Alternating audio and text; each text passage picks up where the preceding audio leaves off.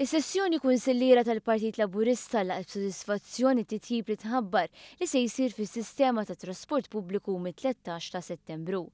Dan bl-ewwel minn 4 fażijiet ta' bidliet u titjib fir-rotot.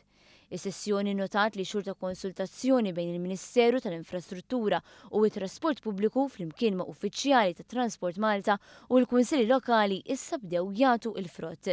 Kien spjegat kif minn tal-inqas 14 il-lokalità ser ikunu jibbenefikaw minn rotot ġodda u titjib fis-servizz li jinkludi wkoll aktar frekwenza.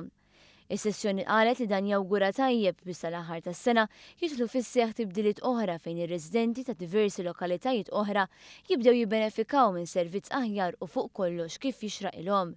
Kien irrimarkat kif dan it-tibdil ma setax isir f'daqqa minħabba problemi loġistiċi li setgħu jinqalgħu kif ukoll minħabba nuqqas ta' karozzi biex jaħdmu fuq ir-rotot il-ġodda. Għalhekk laqgħet b'sodisfazzjoni l-fatt li sakemm tintemm l-aħħar fażi tar-riforma se jkun hemm żieda ta' aktar minn 140 karozza ġdida.